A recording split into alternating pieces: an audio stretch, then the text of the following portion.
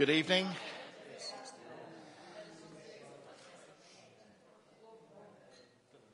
Good evening, councillors, officers, members of the public, those joining us by the webcast. Thank you for attending and welcome to the first meeting of Strategic Planning, Sustainability and Transportation Committee in 2017. I'll quickly do the housekeeping, all the usual things. We're not expecting a fire alarm to sound, but if it does, it will be the real thing. Please remain seated, and Ms Collier to my right here will assess the situation and give further instructions on the evacuation of the building if appropriate. Today's proceedings will be webcast by the Council, but if anyone else is intending to record these proceedings, can you please let me know now? I ask this not to stop you, but merely to ensure that members and other members of the public in the room know that this is taking place. Nobody's indicating. Thank you. We'll move straight into the agenda. Item 1, apologies. I have received apologies from Councillor Mumford and Councillor de Wigandon. That leads nicely to item 2, substitute members. I'll take substitute members, please. Councillor Faye Gooch for Councillor Steve Mumford. Councillor Patrick Garton for Councillor de Wigandon. Thank you, and that's duly noted. I can confirm there are no urgent items this evening, and we'll now move to item 4, visiting members. I spied Councillor Perry sat in the gallery there.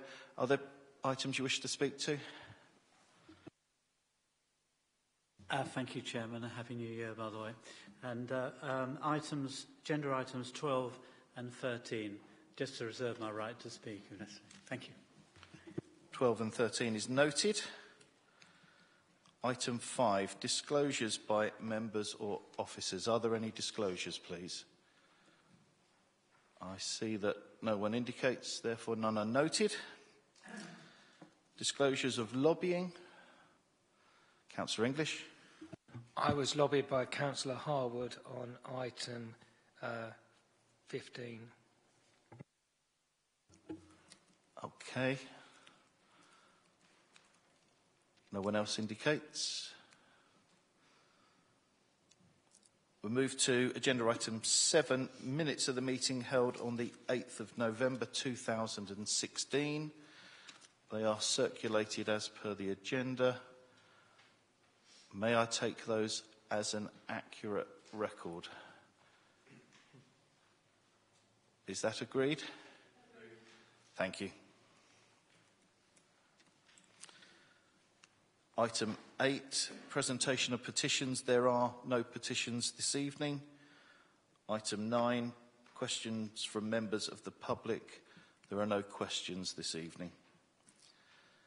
Item 10, to consider whether any item should be taken in private. We have no yellow papers this evening, and I move that all items be taken in public as proposed. Is that agreed? Thank you. Item 11, committee work programme. That is attached to the papers. There are a couple of updates that I'll just advise you of. 7th of February, we're also likely to be looking at public art policy, Maidstone bus station options appraisal, and Kent minerals and waste site plans consultation response. And there are further items to be added to the programme, dates to be considered, a statement of community involvement, and also an item on self-build and custom build register update. So as you can see, there's plenty for us to be doing in this new year. Does anybody need to add anything concerning work programme?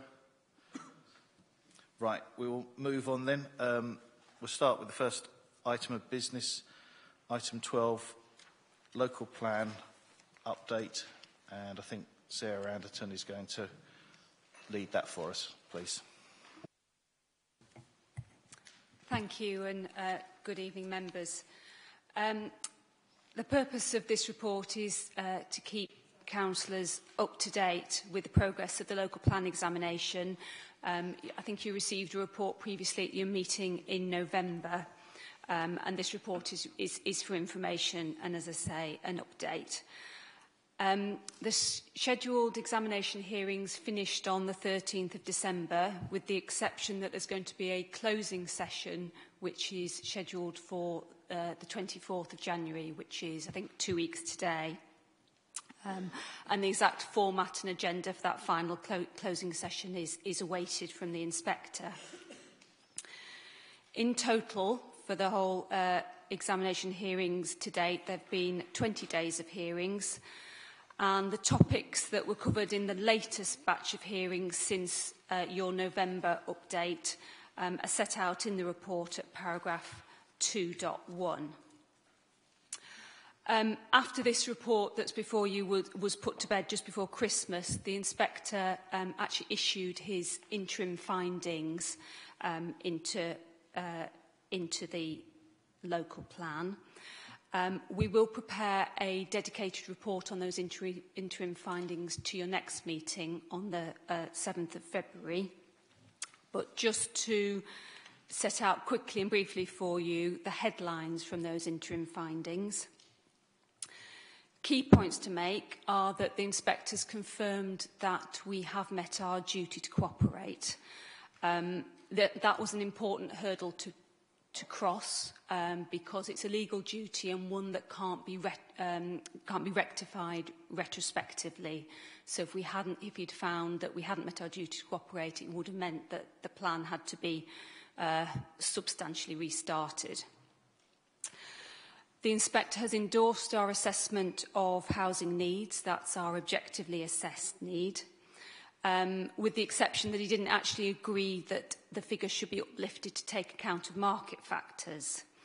And the result of his consideration is that our housing requirement, whereas in the submitted plan it was 18,560 new homes for the 20-year period of the plan, that now is reduced by 900 and becomes 17,660. And obviously that figure is important both in terms of determining, the overall number of houses we need to find in the borough, but also in particular in relation to the calculation of our 5-year land supply. The inspector has endorsed our overall spatial strategy in the plan in terms of our a settlement hierarchy, with Maidstone being the largest settlement where most development is directed. Beneath that, rural service centres, and then the larger villages. And he also has explicitly supported the housing proposals in the south-east of Maidstone, including having measures to improve highway capacity, improve bus services and bus priority measures. On specific housing sites, he's opined that 2 sites, New Line Learning and the site at Borton Lane, should be removed from the plan because of a lack of a demonstrable scheme of highways mitigation. He's also reduced the housing supply achievable at the Invicta Barracks site by 2031 and at the Lennon Broad location. And he's removed the allocation of the site Syngenta for, at Yalding as a mixed housing and employment site. In terms of employment matters, the inspector has given a strong indication of support for the allocation at Junction 8 at Woodcut Farm to meet qualitative and quantitative employment land needs. But he has asked for some additional work to be done in terms of looking at the interaction between housing numbers, jobs growth and commuting patterns between ourselves and our neighbouring authorities. And he's also asked us to look at identifying additional supply for office floor space towards the end of the plan period. He's supported the local plan, the need for a local plan review to firm up delivery at the latter part of the plan period, but he's asking us to be more to give a more express commitment to that local plan review, both asking that it be adopted by April 2021, so effectively in 4 years' time, and that there should be a policy in the plan to assert that commitment to a local plan review. An important point to note is that the interim findings are covering the main issues that the inspectors main issues for the inspector, and also highlighted where additional work is needed, but the findings are not comprehensive and they're not final. The fact that a particular issue has not been addressed by the inspector in this document doesn't mean that he won't make recommendations on it, or indeed that there won't be changes to the plan that he recommends. Just moving now to the next steps. I mentioned that there's a closing session of the examination on the 24th. It's officers' intention that the additional information the inspectors asked for concerning on employment matters will be ready either for that session or before that session.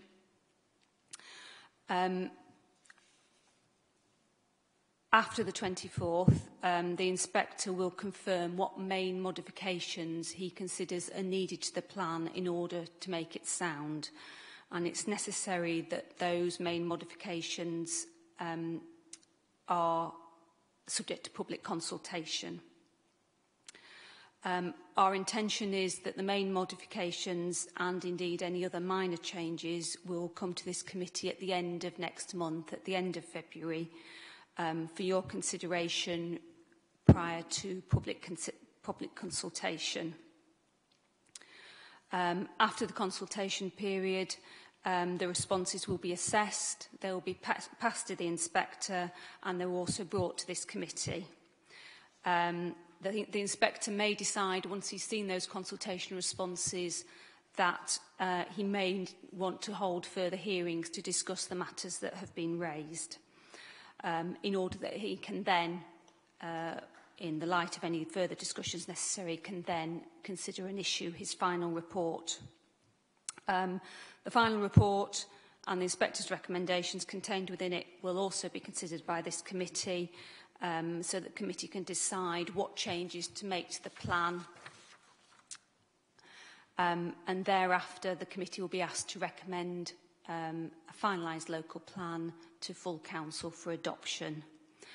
The report highlights that much of the timing from now onwards is in the hands of the inspector, but our working target, if you like, for a timetable is that the local plan be adopted in May this year. Thank you. Councillor Perry, did you want to speak? I will be very brief because I was pleased to see the interim report did recognise some constraints, which I think are very, very important.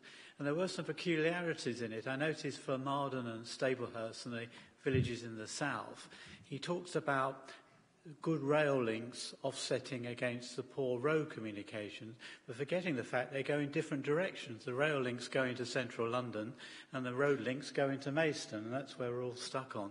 But that is my only comment at the moment, but I was pleased to see there was some recognition of some of the points that have been made. Thank you. Thank you, Councillor Perry.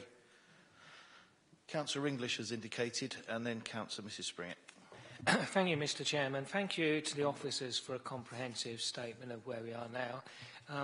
There isn't really a lot that can be done at this meeting because we're sort of waiting on inspectors' timetabling, agenda and events. So I hope that we can move swiftly forward. But I would say that, speaking personally, I was quite pleased that the work that the council members and officers had done was recognised by the inspector's interim report.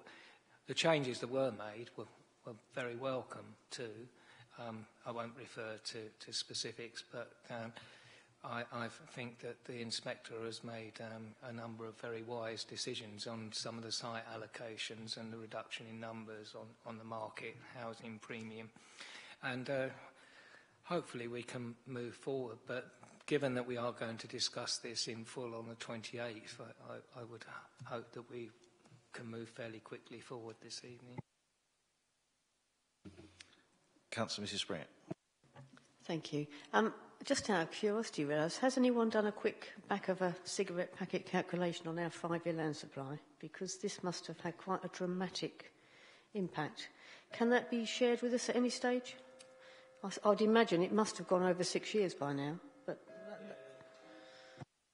yes, it is over 6 years. I think it's at least 6.12 years. But yes, it's in our refresh of the housing topic paper. It's not 100% accurate because it doesn't take into account completions because we're sort of 3/4 into the business year.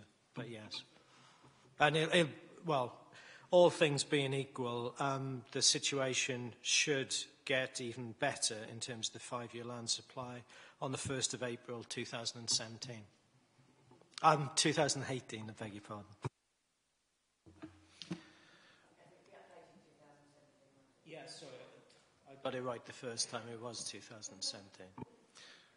Very good. So other than to reiterate our thanks to officers for everything they've been doing through the examination and for getting us to this point, and I think it is true to say that we can welcome the interim report, especially the reduction in numbers, and that the breathing space that gives us moving forwards. I think I should also mention that you should have had an email reserving an additional date for a meeting 28th of February. So some of those stages that we've just heard that we need to go through will probably require an extra meeting or two, but the 28th.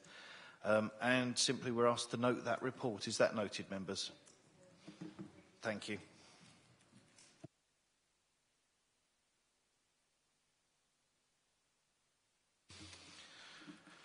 With your indulgence, I'm just going to alter the order very slightly and deal with fees and charges next, which is agenda item 14. It just strikes me as it's logical if we didn't agree those, that might undermine some of the budget rationale.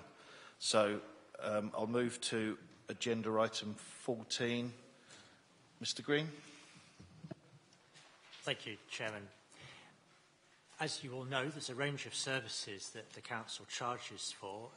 Some of the charges for these are set by us, some are set by government, and each year you're asked to review these fees and charges and consider officers' proposals for any changes to the fees and charges. The details of the services where you can determine the charges are set out on page 63 in the table at the top of that page. And the main area of increases in charges that we're proposing is around parking. And some of these increases are above and beyond inflation. All the details are set out on pages 73 and 74.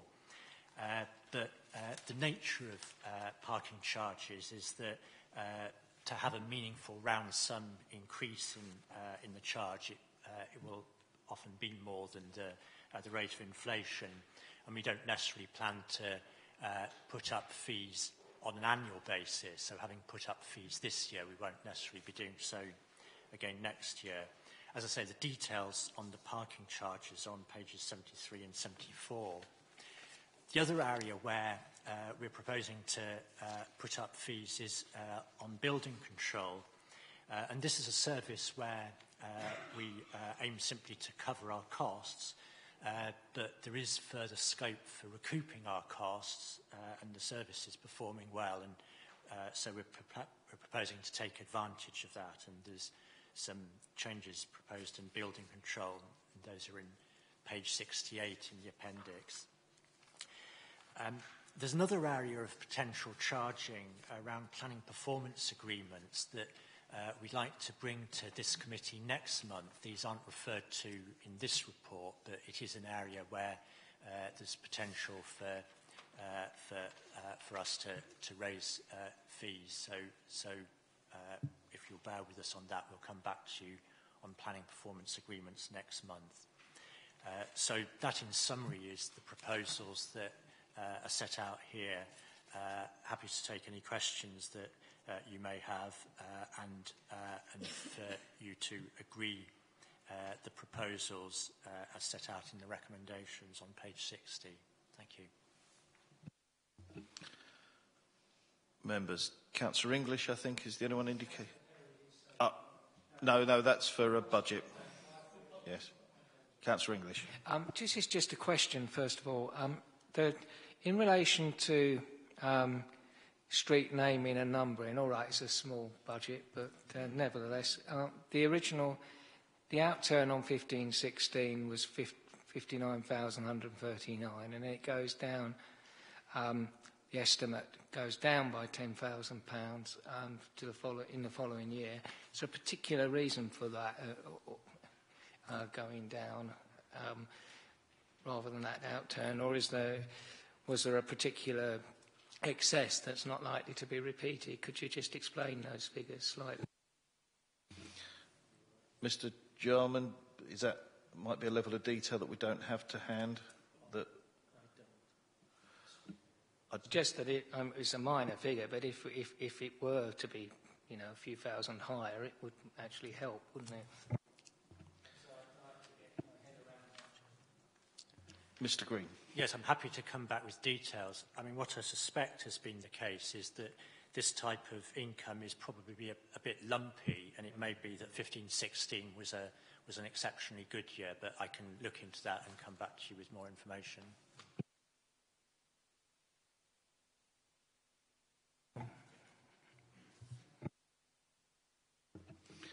Councillor Mortimer. Thank you. On page 68, there's, where am I? Under building control. I'm sure I've read this right, but we've got proposed, about halfway down in the top section, it starts off with walls or roof thermal element up to 120 square metres. That section, it says proposed charges. Now, within that, it's got solar panels. And I'm just wondering why there's a charge for solar panels in there where we ought to be doing the opposite and encouraging solar panels. And is it a statutory charge at all?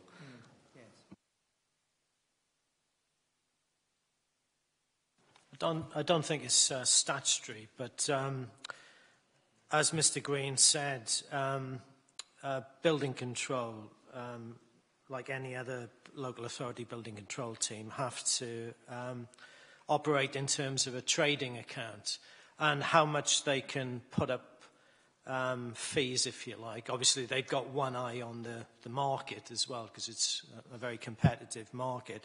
But also, there are, in my opinion, fairly strict parameters about what you can and can't charge for. So I'm sure solar panels is in the guidance.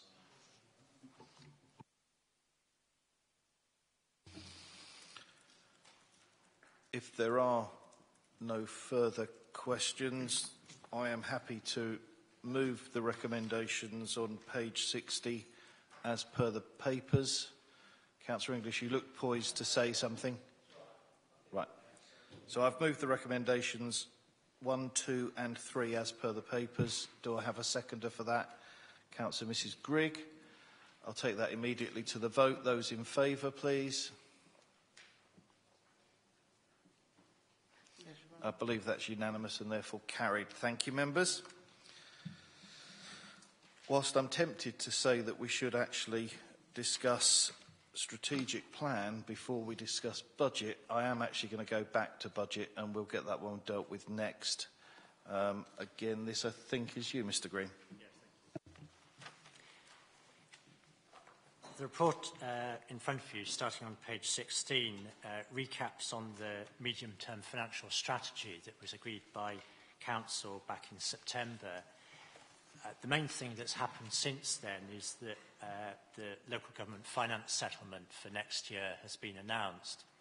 And so far as our revenue budgets are concerned, that has made no difference. The settlement for next year has been confirmed. It is worth just mentioning that the main thing that we found out in the settlement, which was that new homes bonus is being cut. Previously, or up until now, it's been paid for 6 years. That's coming down to 5 years next year, 4 years the year after, and the effect of that is we lose 750,000 compared with what we'd expected next year, and around 1.5 million going into the future.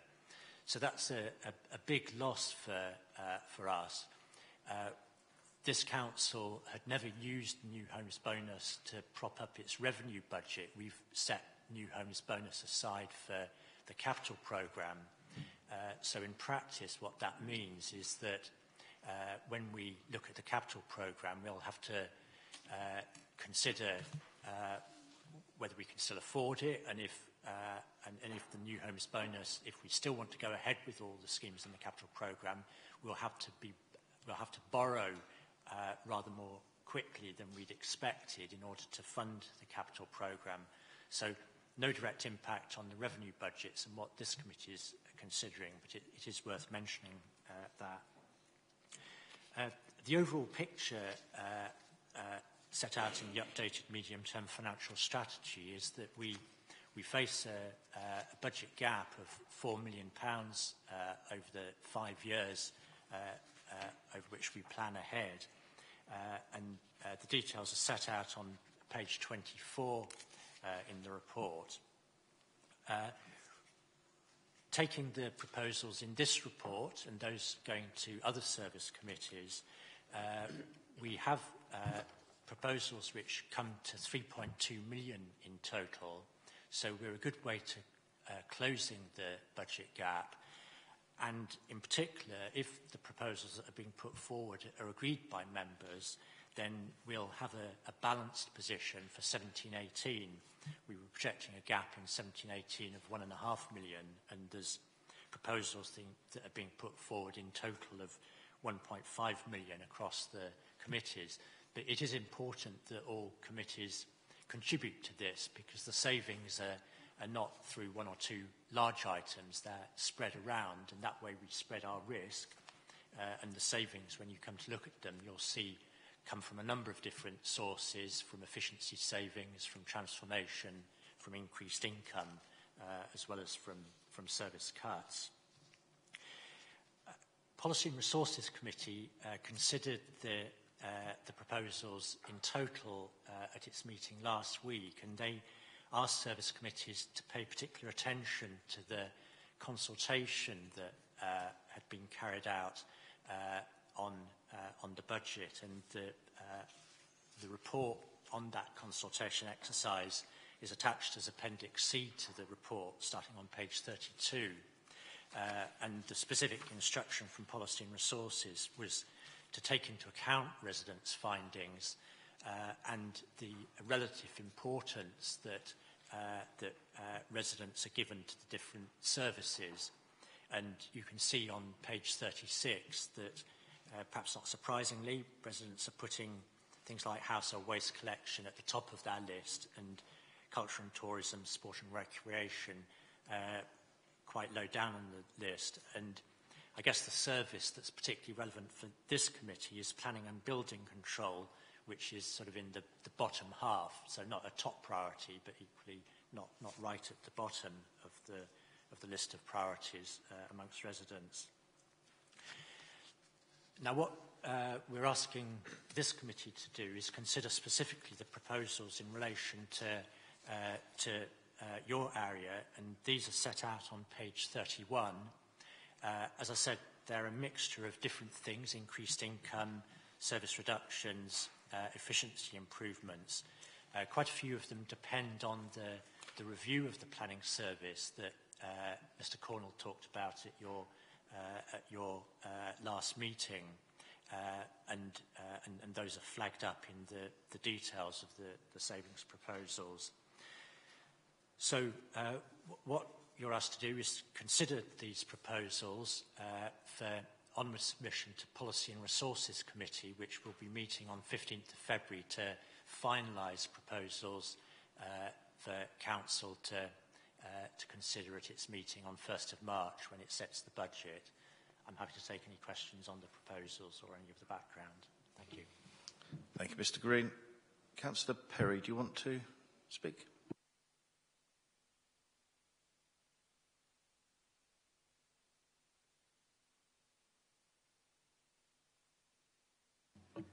Thank you, Chairman. I will sit down for this one. I realise we're all in a very difficult position, and there are no easy answers to this. Mr. Green, you mentioned that all service committees have to make a contribution. I understand that thinking, but I'm not entirely convinced about it, actually, because I think there's always a danger in making across-the-board cuts just because everybody must make a contribution. This is not a charity. It has to be focused on where we can make the cuts. I'm sure you understand that. What really does worry me that when you make cuts to key service areas, this is very tricky because the reputation of the council comes on the line. Let's be perfectly honest about it. And areas, I mean, the classic one's the bin collection, we all know, is one, and it came very high up in the list. But planning and development, and I'm slightly talking on my own patch here because of the planning committee, I know the sort of pressures that planning has been under the last year, and I know you've had the local plan and that's taken up a lot of staff, but you've also been quite a lot of staff churn in planning. You've had to use a lot of consultants, and this service is something, I know in the statistics of the survey it comes down the middle, but when people are affected by it, then I suspect it goes up to the top, because it's really, you know, how people are affected by this. So I think planning is one of the key services that this borough does provide. And when I looked at the budget proposals, I see it takes quite a big hit in certain areas, it seems to me. And that does worry me, really does worry me. And I think you've got a difficult decision to make tonight. I fully understand that. But I do worry that planning has been under a lot of pressure. And if you have to make these cuts, I mean, you've got to really take care. That's all I'm really asking this committee. I'm not in a position to say where you should make savings or not.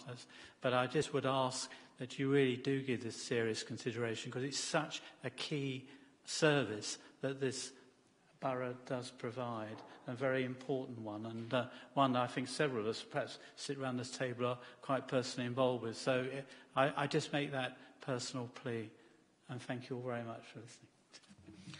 Thank you, Councillor Perry. Councillor Mrs Springett, I'll take you next, then Councillor English. Thank you. My comment, interestingly, is going to echo what Councillor Perry has just said. And I think it just feels to me planning is almost just getting its head above water. And we're just about to take the proper way from underneath it. And I think what comes out from the local plan update that we've had is we've got to do our review by 2021, have it done.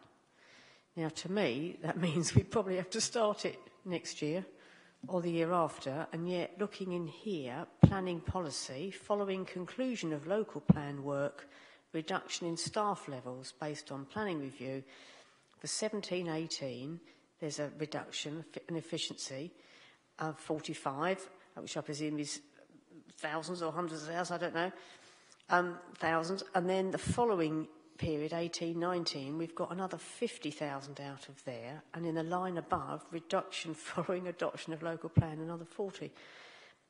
Yet we've got to do a review, which is going to have quite a lot of work, and we're only just keeping our head above water on planning. So I have to say, I totally echo what Councillor Perry has just said, and I am concerned that we're looking at cutting funding in that area.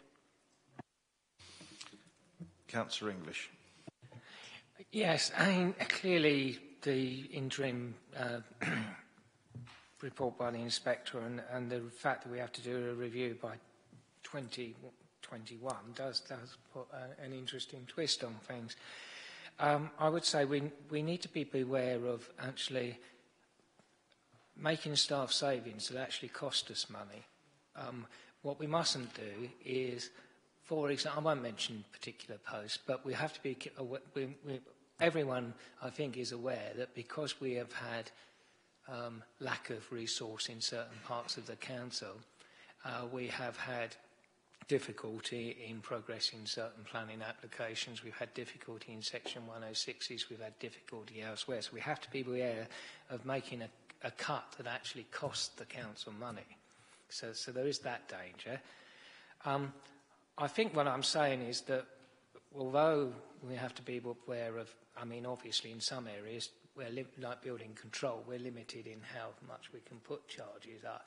But I think per force we are in a situation where we have to make what sources we can, savings we can with systems, IT for example, and so on. But we are going to have to try and maximise income as much as possible, because and sometimes that may mean that we make decisions that otherwise we wouldn't be making. But I think we do have to go down the path of getting as much income in to support this service as possible. And we have to say very clearly that we are not cutting posts where that will actually cost the council money because it delays the progress of applications. Having said that, I do want to ask a question about the trajectory here, because what we got is a number of savings that all appear in 1 year, or 2 years. And I do wonder whether how much room there is for actually varying that in terms of making a smoother process, because clearly I don't think all the savings, for example, assuming there are savings in relation to the local plan, would happen in 1 year. Surely that should be an ongoing issue, shouldn't it? Or we could, in terms of income, I would have thought, potentially at least, that would be spread over a number of years. So can I ask how much scope there is for trajectory changes here, because they could have a big impact? Before you answer that, can I also just ask for some clarification around how we're going to make the decision this evening, whether the decision this evening is going to be specific for the year 17-18, or whether you're actually asking us to support, as Councillor English is saying, the trajectory across the years to 22.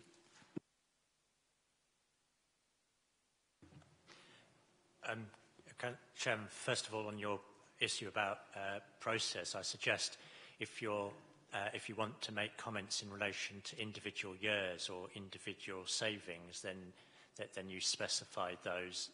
Obviously, the recommendation is for you to agree all of it, but if there are things that you particularly want to comment on, then I quite understand that.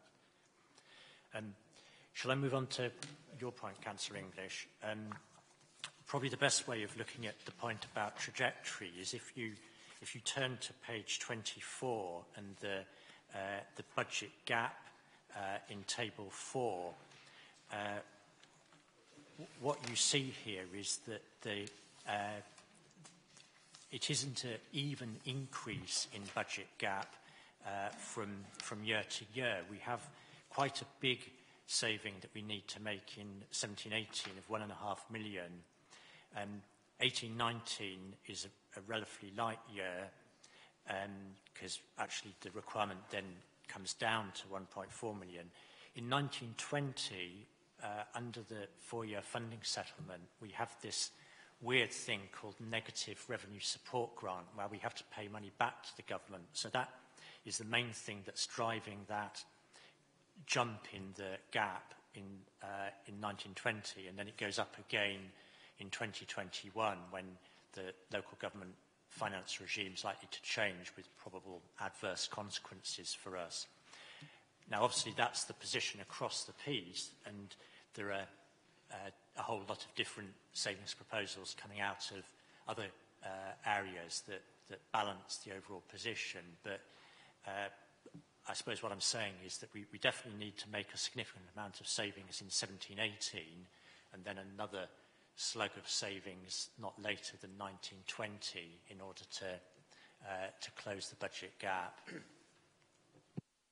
It's just I want, in practical terms, the savings from the planning review in one lump in 1 year. It seems to be a bit lumpy, and I was just thinking perhaps that could be spread over a longer period, or even brought forward slightly, whereas some of the other categories could be adjusted, because I think we might be a little optimistic on 1 or 2 of them. So it's just a thought, because I think the savings on the planning review, taking it in 1 year, particularly the year that's least under pressure, doesn't seem necessarily the right way to do it. That's not, if you see what I mean.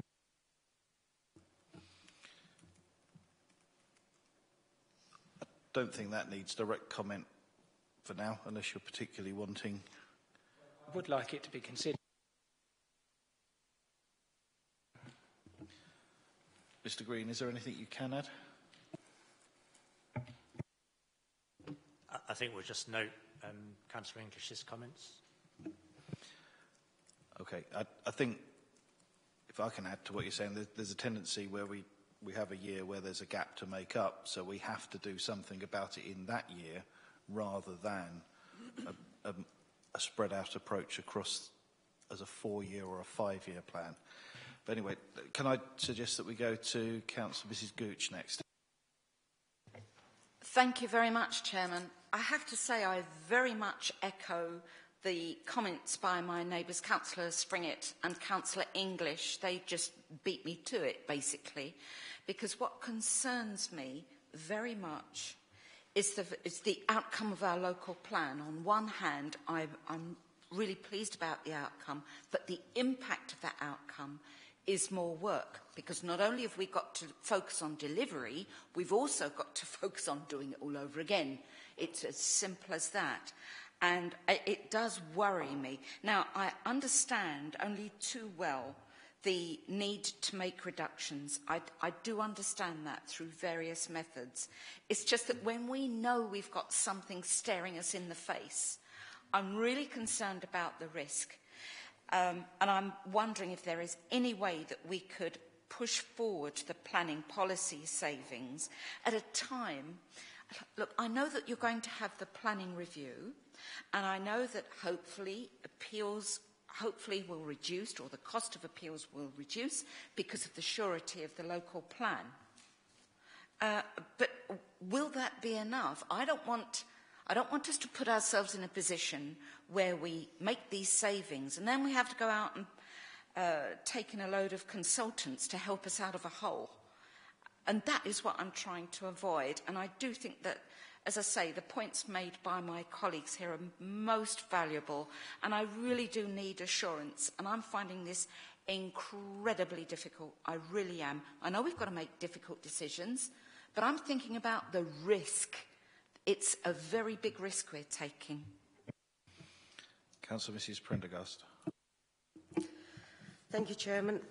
I don't wish to be repetitive either, but this report and its recommendations are worrying me, because essentially we're being asked to make cuts to essential services which are already under immense stress. I won't go into sort of specific areas or posts. I think we all know what they are. But Councillor Perry, as our visiting member, pointed out that it is this council's reputation at stake here. And I would like to move that this is taken back to P&R for review, because this really doesn't make sense to me. That's it. Thanks.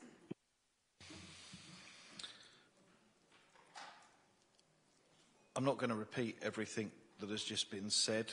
I think when I look at our planning resources, I'm not seeing very much meat on the bones that we can trim. I'm deeply concerned that we're moving from, as I understand, last year's significant overspend, 250, 300, I forget the figure exactly, but significant, that we think we can go from an overspend to effectively a reduction. I'll come back to that in a moment. I don't think any of us are saying what we're saying tonight because it's just a territorial defence of our portfolio. It's not about that. This is, us expressing a sincere concern about the planning service continuing to be able to operate to the minimum level that we require. I think Councillor Mrs. Prendergast was sort of beginning to phrase a sort of a recommendation there, but what's in my mind, and I'll just put this out there and just see whether there's support for it, but specifically for the period 2017-18, and the additional income lines, I think we could come to terms with. The extra income from parking, we know that patronage of our car parks has been increasing. there's some fee increases as well. There are some aspirational lines there about other planning income. I've got less certainty about those, but let's go with the aspiration. But there is a 45,000 reduction, which is a post that's disappearing, and that's the one that I can't find personal support for. So for 2017, I'm suggesting that this committee does not support the budget reduction recommended. We believe that to make these cuts will lead to a reduction in the service we can operate to a level of deterioration that is unacceptable, and that therefore we would ask P&R to consider alternative areas for savings. And then a sort of part two would be further comment on future years will follow after the planning review that's ahead of us. So I think, some of these big number savings, 100,000 here or there, until we actually see what the planning review says, we're going to struggle so we've got to reserve judgment there. So Councillor English is very quick to come back. I think the specific issue is the 45,000, isn't it? I mean, that's why I asked about the trajectory in terms of the savings arising from the planning review.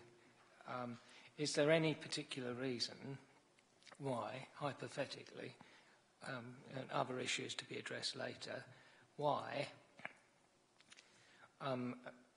what I need to know really is what's that based on? Is there in 17-18, in particular, to offset the 45,000? If I can respond to that, and I think you're asking for an officer response, but we don't know what the planning review is going to say. So I think it would be foolish to rely on the fact that anything might be delivered. We have a budget estimate which we have been asked to approve, which must be based on something. So what I'm asking the officers is, what's that based on, and could that be, some of that, be brought forward to 17-18, which is a fairly clear question, and I think it's relevant to the discussion we're having. Mr. Cornell, are you able to add anything? Yes, well, clearly it's very difficult to be specific as to where savings should be found ahead of doing the review, so the timing isn't ideal here. But, what I would say is, in terms of the expenditure for the planning service, it totals 3.8 mil, of which, only 2.2 or so is the planning staffing, and really that's where we should be looking to move things around in time, protect that staffing resource, which is obviously what we need to deliver the services and produce the plans and so on. And I think we look at the processes and how we interact with the overhead and so on, and that's where the efficiencies are going to come. But obviously we can't articulate all that in a spreadsheet like this. So, my desire for the whole process is that we protect the staffing that we have, because that's the asset that we have within planning, and we look at the overall ways of working and interaction with the rest of the organisation, and that's where the efficiencies will come. I get that, but that 45,000 is the elimination of one principal planning officer role that we enjoyed this year, in the context of we needed to bring in lots of consultants to do lots of extra work because we didn't have either the expertise or the manpower to deliver. So I hope that the planning review will yield more than we show here, but until I see the outcome, I'm not prepared to make an assumption that some of that will happen this year, which is why I'm standing by my recommendation to say we don't support the 45,000 in the current year, but we can support the aspirations for the additional income. Okay, thank you for that. But I think Councillor Mrs. Grigg was probably next.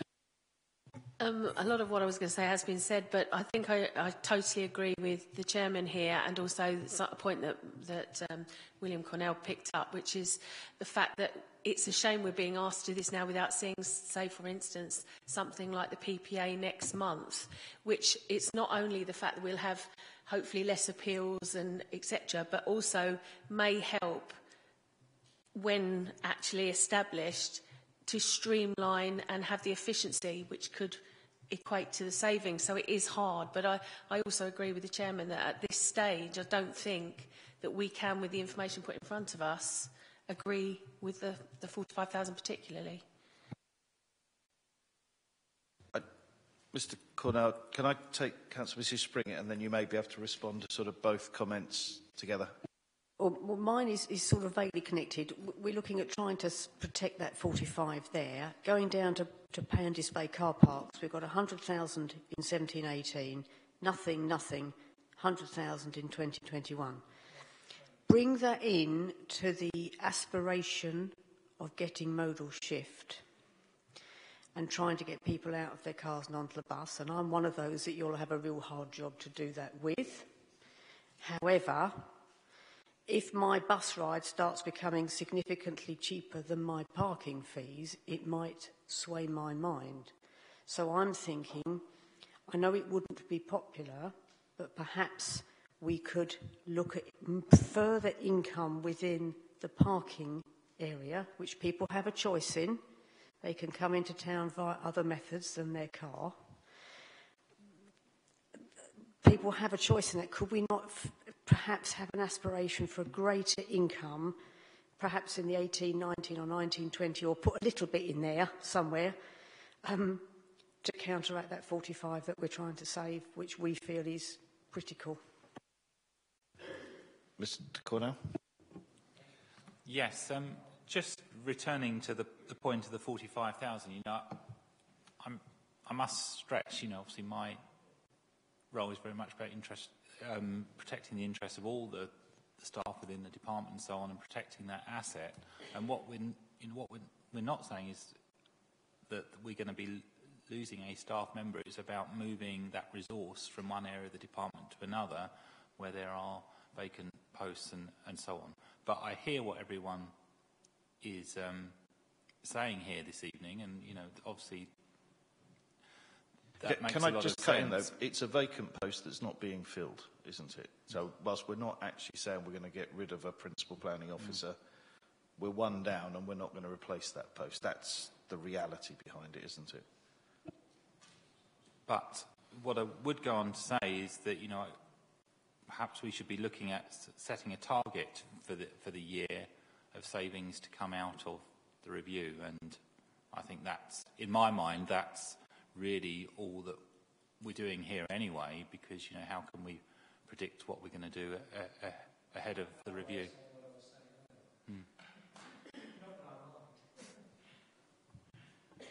I get that the review may yield some very, very good results, but that 45,000 is a vacant post that isn't going to be filled.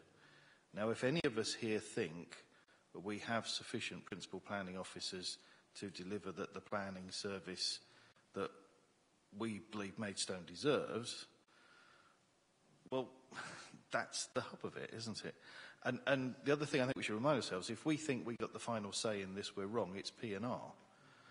Now, what we need to do is put back to P&R our concerns. We will abide by their overarching decision of how they shuffle the budget, but what we're not privy to is where there might be other things that the council has as priorities that we might judge to be higher or lower than this.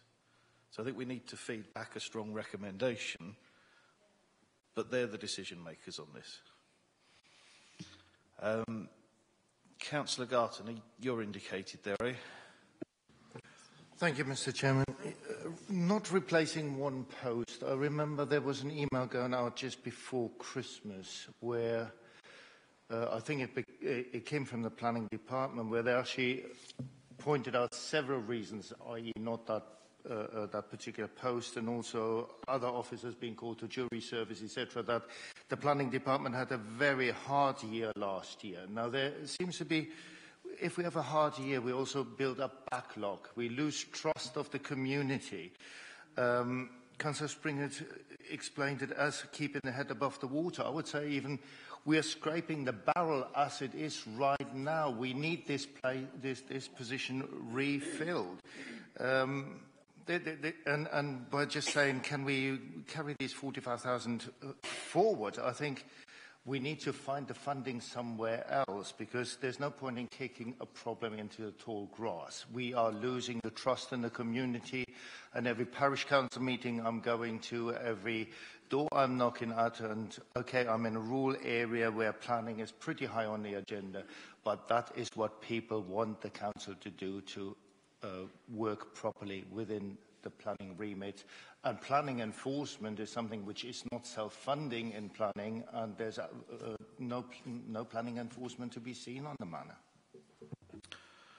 Right, I think we need to move forwards. So I have made a proposal. Shall I read that again and then see if there's a seconder?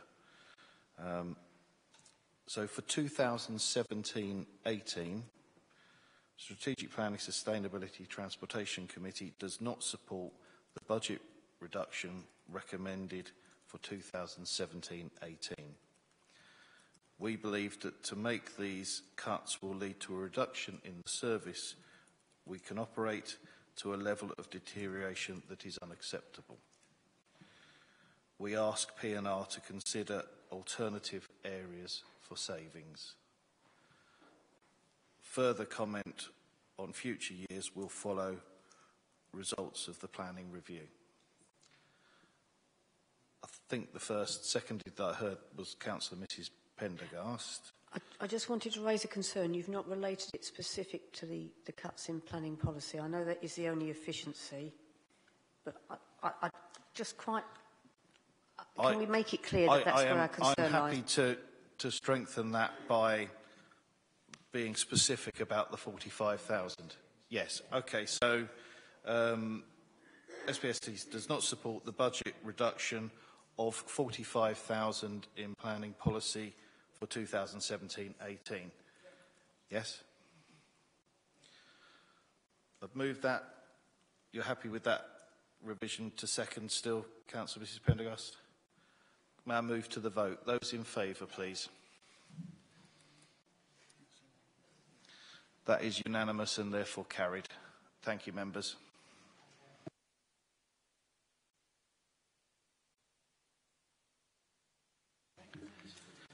It does occur to me that Mr Reynolds is probably sat here just waiting for the last item, so we could have a little bit of light relief and deal with the last agenda item, then Mr Reynolds could perhaps leave if he wishes to do so, and then we'll return to strategic plan. So, over to you.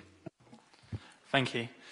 The purpose of the report is to advise councillors of the recent consultation, City for All Londoners, which was published by the Mayor of London, and it asked that the committee note the report that was sent by the deadline of 11th of December 2016. A City for All Londoners was published on the 24th of October, and it's the first steps in the creation of a new London plan. It sets out the broad vision and outlines the capital's top challenges and opportunities for the future London plan. There'll be several detailed strategies that will be published, and these are outlined in paragraph 2.3 of the report. In terms of the key points that are in the document, it's a very high vision document, but the key points are, that the population is set to grow by 70,000 per annum to 10.5 million by 2041. It needs 40,000 homes on average per year, but to make up for past under delivery, 50,000 homes are needed per year up to 2041. Although in the last year, only half of that 50,000 need was actually delivered, and 25,000 homes. In terms of, sorry, bear with me.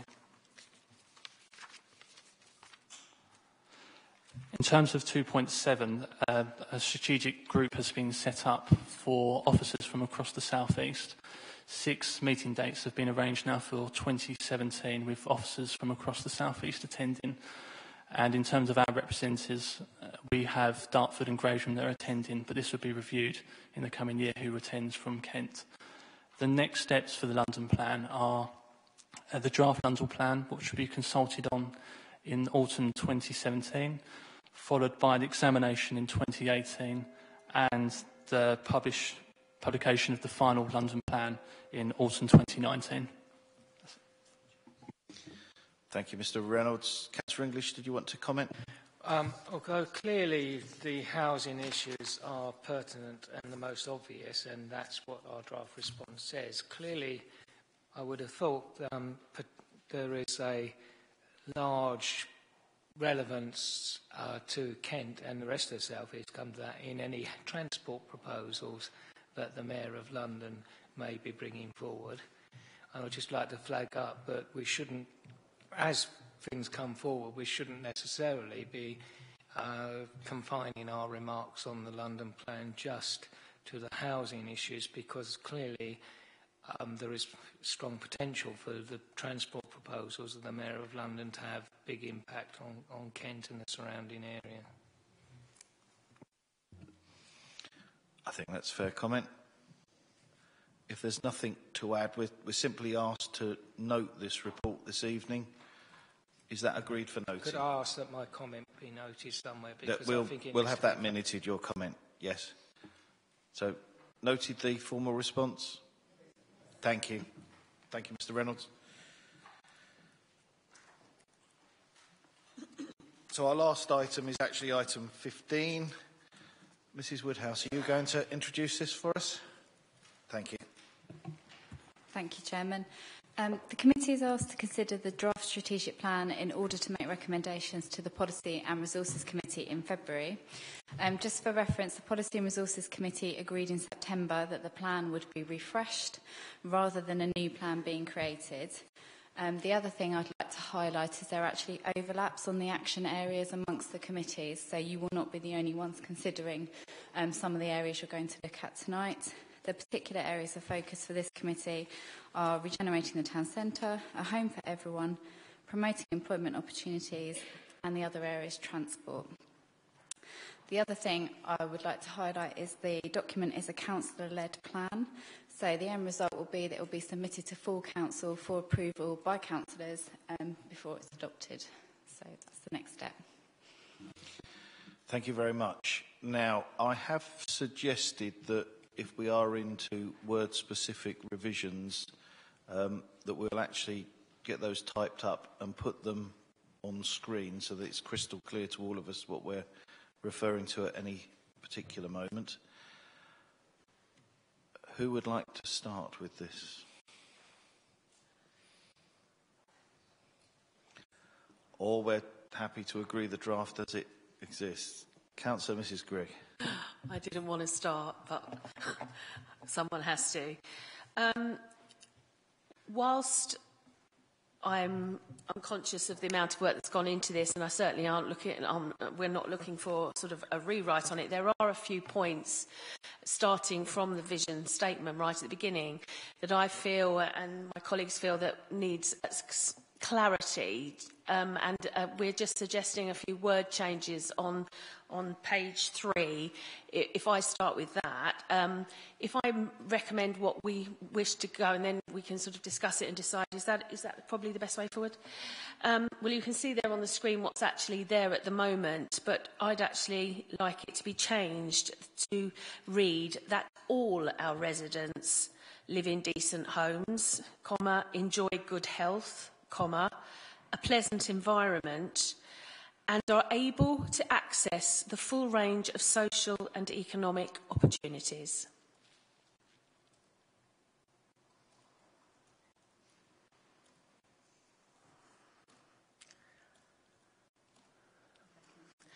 And then actually deleting from with a successful economy, taking the rest out.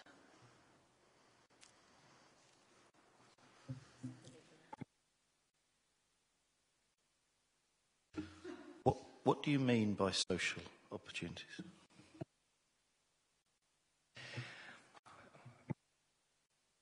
Well, I think obviously we're trying to encompass everything that within the document, within just taking the vision statement.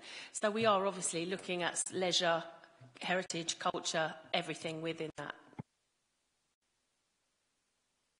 To add to that, Mr. Chairman, I think the feeling was that the economy and the transport were valuable things, but just a little narrow if you look at the action plan.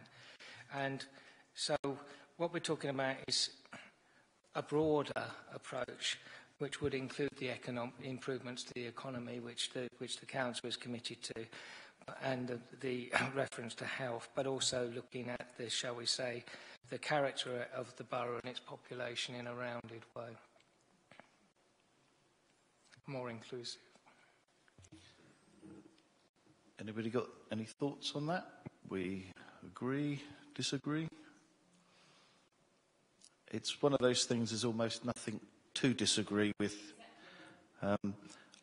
If there's any hesitancy from me, it's just that you don't want to make it too wordy and lose the punch, but probably on the cusp there, so yeah. So broadly support for that, I think. Councillor Garton, you've indicated. I'm more concerned not about the new wording, but about the wording we're losing. I mean, it is important that a town has a successful economy which gives opportunity to all its citizens. And transport, well, we need to improve the transport in Maidstone. I think that has been borne out by the interim report to the local plan, and by just simply dropping transport, I think that sounds rather defeatist. I think that's further in the document. I'll come to you in a moment, Councillor English. Personally, I think that's a very valid point. We've actually lost the thrust of the importance of the economy there. So, Councillor English. I don't think you have, Mr. Chairman, but we feel that it cascades down very well. As you'll probably see it more clearly as we go through the document. But what we're talking about as a council is enabling our population and our employers to actually move forward through the local plan and other ways in allowing our population to seek economic opportunities, social opportunities, and improve their life chances, although we're not going to put that last part in because it stands to reason. It follows from the statement. And I think you'll see more clearly as we go through the document how it actually reflects.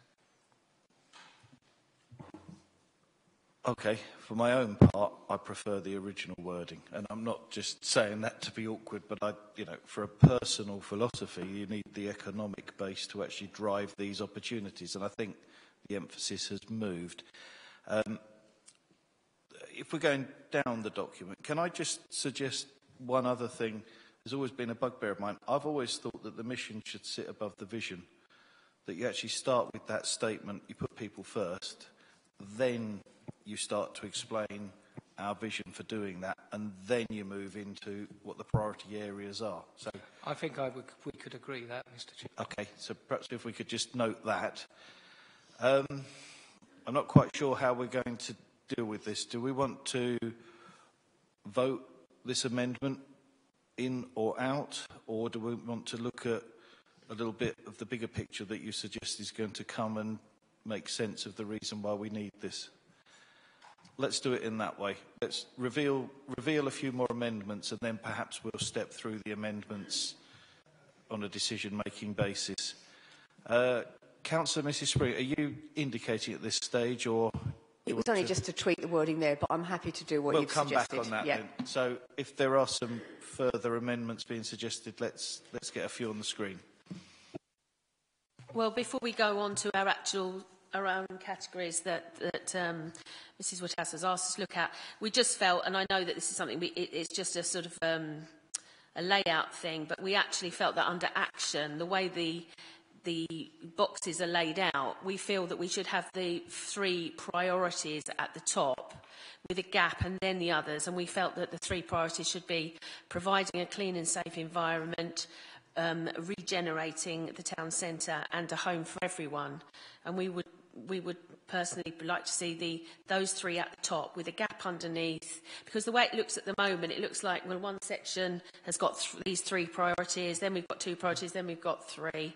So it's a small thing, but we just felt that it's something that we would like changed.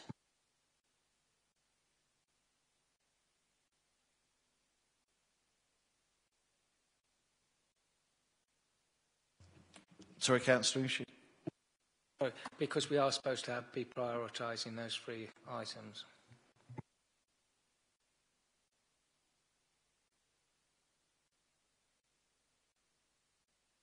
I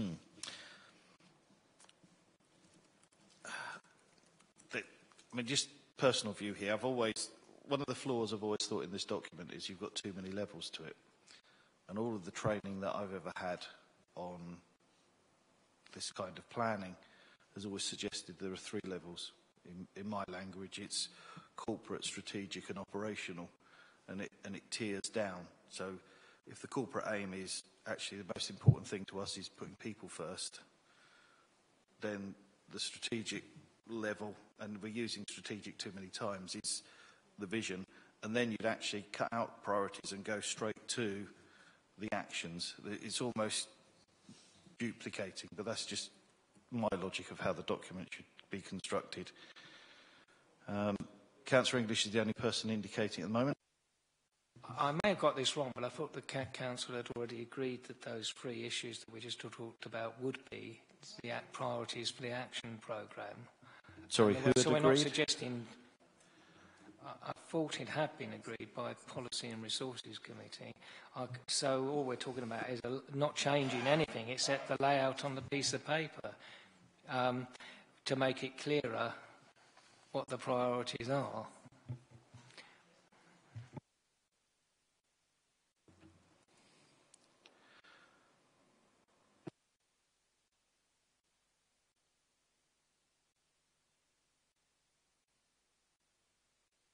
Looking to see if we've actually got the form of words on the screen so that we can actually visualise what we're talking.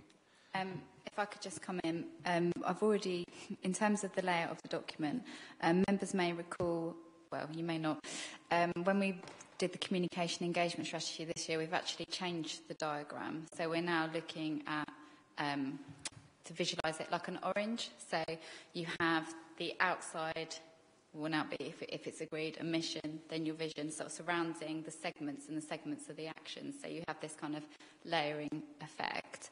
To my mind, this is aesthetics.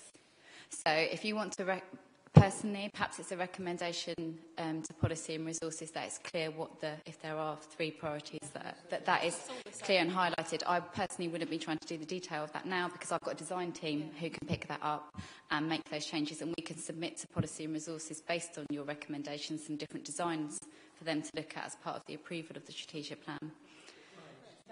I don't think it's the design that's the issue. My question was how many levels do we actually have? I think that's already been agreed, Mr. Chairman, elsewhere by P&R. Yeah. I don't think it has, because this is a strategic plan refresh and they've not made a decision on it. But if I could clarify, Policy and Resources in December were asked whether there should be 3 areas of focus for 2017-18. That was agreed that they should be pulled out as 3 areas of focus, those 3 areas that have been read out tonight. Right, okay, so... Basically, we're making this hard work. All we want is those 3 areas prioritised. The line it says priority, those 3. Okay. Right. And then what you're suggesting, that then follows the columns underneath. Right. That makes sense. Okay. Then I think if we skip through and go to regenerating the town centre. If I could just go through the changes that we sort of, you've got that, Virginia? Yes, you have. We suggested a change. Maidstone has had a historically thriving town. We would rather take out the had and just Maidstone has a historically thriving town centre. However, we need to ensure that we keep pace with the changing economic environment and continue to meet with the demands of businesses, residents and consumers, because I don't feel that residents have been brought into that. Then, oh, sorry, am I going too fast? Really fast. No, sorry. I have only added one word there, residents, after businesses. Businesses... Can I just ask for clarification? So, yeah. We just sort of got the 3 priority thing done. Yeah. Then underneath that, we've got the actions. Are you talking about the actions? No, sorry, I'm on page 6 now. I've moved on to the regenerating the town centre. Do you think we should just go over the action bit first? If you, Because yes, there surely are we didn't have any comments on that. Suggested changes here. I'm sorry, that's a very good point. Yeah, that's a good point. I'm sorry, Mr. Chairman. We were just going through our own. Sorry. So if you haven't got anything specific there, if we started with the bottom right box, a home for everyone, that's how it's suggested to read at the moment. I personally have a problem with that, because not everybody wants a home. Some people live together. And actually the wording was planning for sufficient homes previously. Yeah? So I'd like to reverse that suggested change there.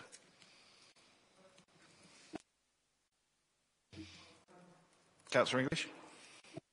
I'm not sure that's right, because whether you're living with your parents, your daughter, your whatever, it's still a home, isn't it? So you're still living in a home, hopefully. So I'm not sure that a home for everyone doesn't imply that you own that home, does it? It doesn't imply anything about tenure or ownership or rental or anything else. It just means that you've got somewhere to live that is a home. I take the point that you make. I just was happier with how it used to be worded. And the origins of that were in the context when we were talking about objectively assessed need, and there was a certain paranoia amongst the public about producing too much. And I don't think we should forget that. I mean, I'm agnostic either way, but I don't think what you said necessarily follows from...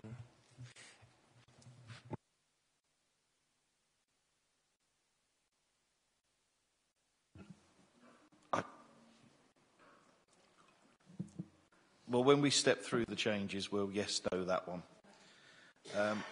The other one, where there is some change that we've not done, is regenerating the town centre. Well, some of it already has been. And it kind of implies that everything needs regenerating, as that states there. Whereas the way it was before is enhancing the town centre. It is an ongoing, almost iterative process. I would have thought, for the sake of completeness, it would be more accurate to say maintaining and enhancing. Maintaining and enhancing. Yeah, I mean, in some instances, regeneration is needed, but it's not all in need of regeneration. I'm saying maintaining and enhancing would cover both. Okay, right. I think we've captured that then for when we go through it. There are a couple of indications to my left. Councillor Mrs Gooch, is there something you'd like to come in on? Thank you very much, Chairman. I've got a problem with a home for everyone. I've spent hours trying to think about this. Even when we thought about it at P&R, it actually hasn't got a doing verb, has it? It's not. You're saying a home for everyone. Well, what do you mean by that? Are we going to provide a home for everybody? Are we going to build a home for everybody? It's too airy-fairy. And actually, I'm not sure that it's in our control. Are we able to actually control that? All the other things we can do our best to try to achieve. But a home for everyone, what exactly are you going to build it? Are you going to convert a home for everyone? Or do you see what I mean? What are you going to do? What's the point? I think that's perhaps why I like it how it is originally, because all we can do is plan for sufficient homes. Others have to build them, others have to buy them, fund them and everything else. Specific problem with the original thing, because actually technically in terms of this document we are also talking about, in some cases, or at least enabling development ourselves, not just planning it, if you see what I mean, unless we're taking planning to mean a broader planning function than development control or the local plan, because we have an affordable housing strategy, we have a homelessness strategy, etc., etc. Those are more active council initiatives than just planning. So whilst I'm quite happy to change that for I do think planning is a little narrow, and that's probably why the definition was originally changed, if you see what I mean. Because it is about a bit more than the planning process.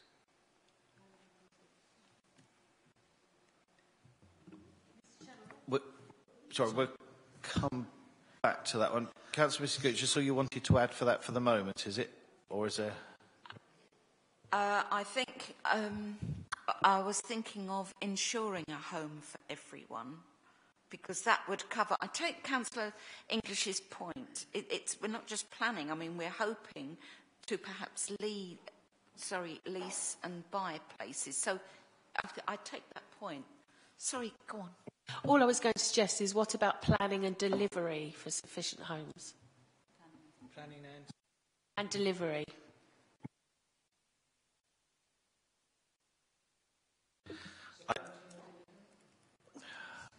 I think we can get really hung up on the semantics of this.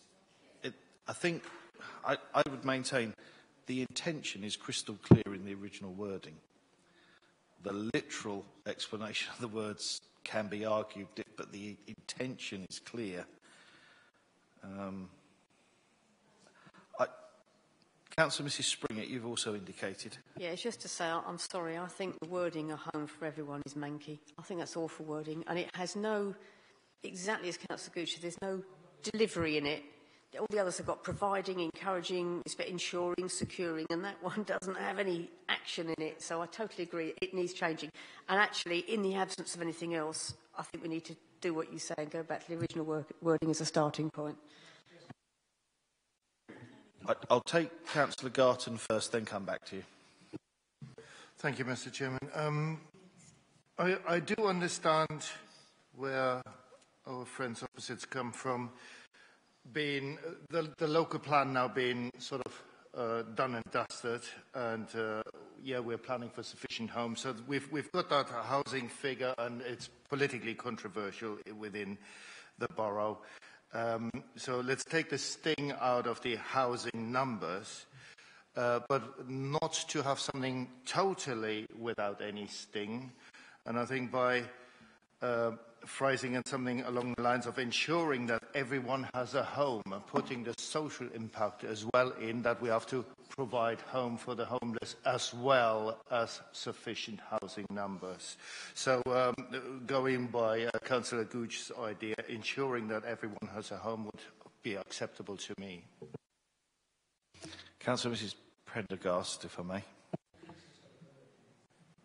Chairman, I think the way it's set out originally, planning, where is it? I've lost it. Planning for sufficient homes to meet the borough's needs. I've just looked up the definition of planning. Goodness me, lost it already. It's the organisation of, the arrangement of, the forethought of. So I think we should just leave it exactly as it is, because it encompasses all of that. It's not about development planning. Okay, so we'll cover that off when we go through this list at the end, by way of a decision.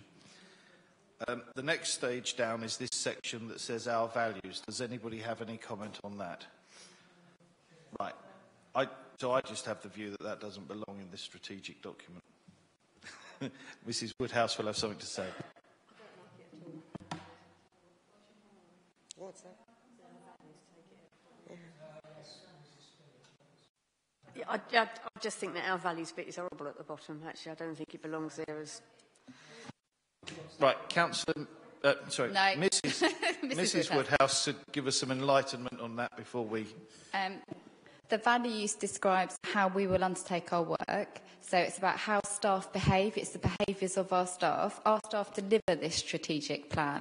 I feel it's really important that we tell people what we're about as a council and how we approach things and how we behave. It's also embedded within our staff, and I would expect to see that in a vision document that sets out this is what we're doing at a high level. This is how, for me, underpins everything we do, those values, and they're embedded in the organisation. They're well known, they're part of our competency framework, they're in our JDs, they're really integrated throughout the whole organisation. So I would disagree that I think they are important. Your view is noted. I still don't believe that it should be in a strategic document.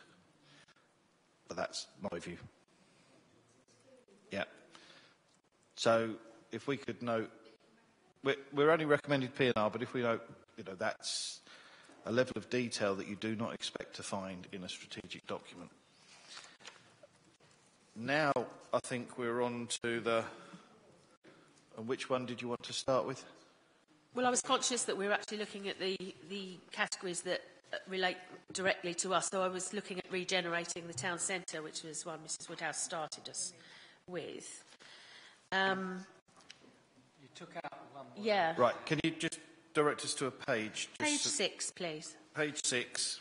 Right, we're all on the same page now. And your suggestions are... We had it up, didn't we?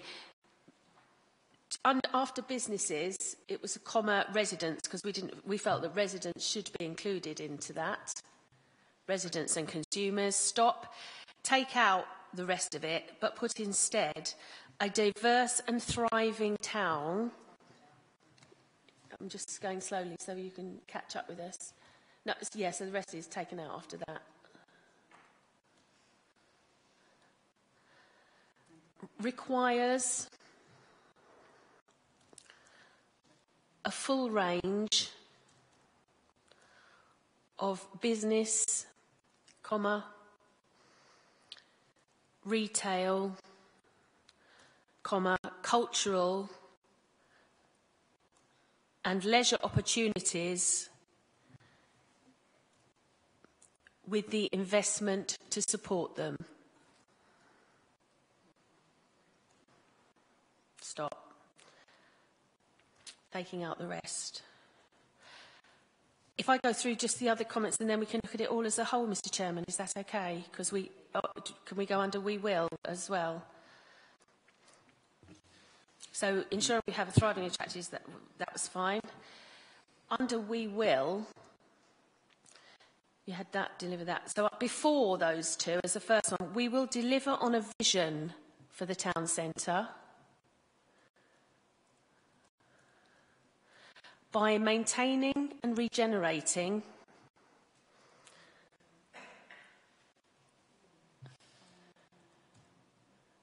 well done. Some areas ourselves and by working closely with partners, comma, residents and businesses, and then leave the other two, deliver the town centre and deliver the management in it. Before you continue, can I just come back on this? Yeah, so, well, there were some measurements, but that's basically right, the changes we were seeing. But deliver a town centre development plan, that plan must presumably have the vision in it. So why do we need to say that in something that's implicit in the next thing? I'm still on.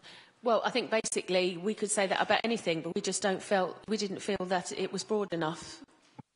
Well, it all depends what the town centre development plan says, doesn't it? This document, we just didn't feel it was broad enough.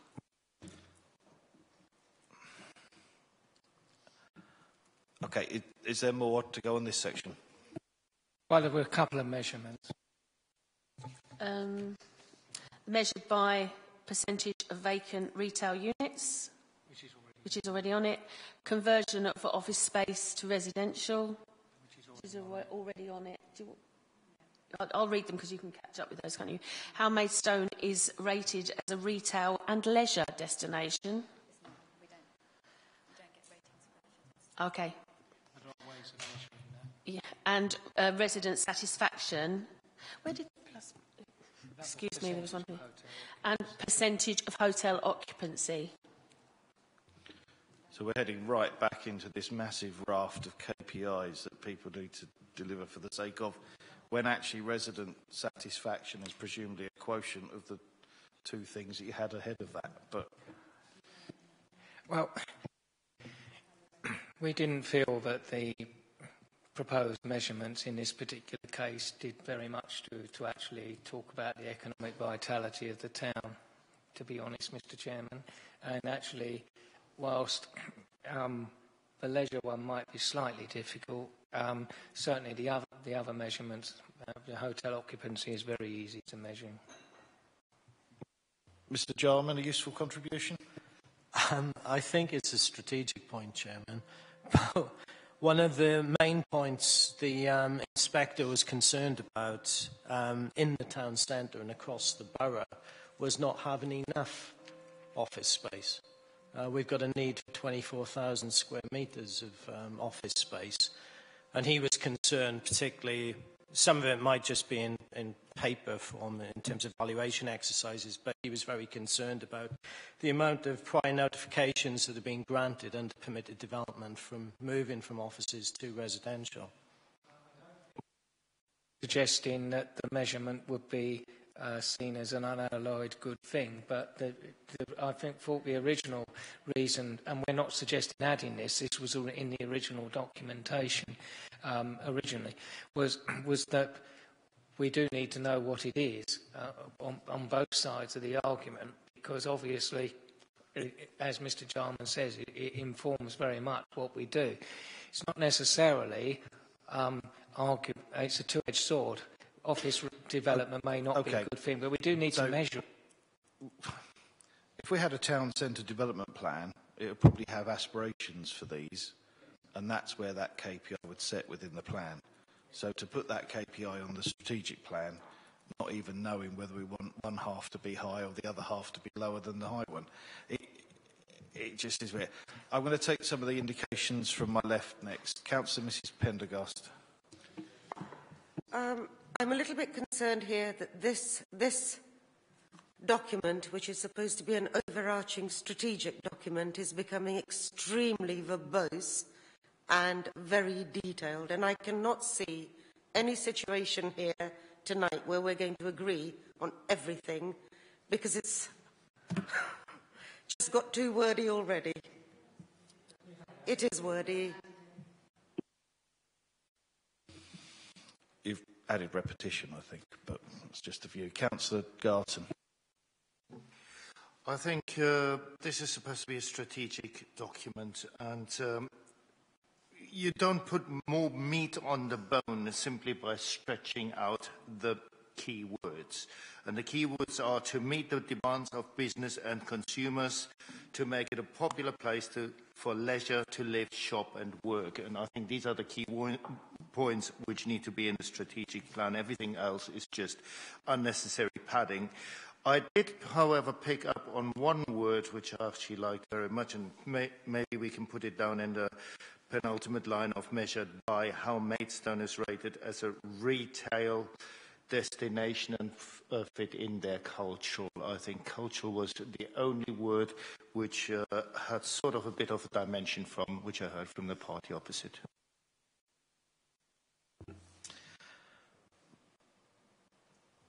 Does anybody have anything further to add on that section, regenerating the town centre? Councillor As a bottom line, I really do feel that this document must refer to residents.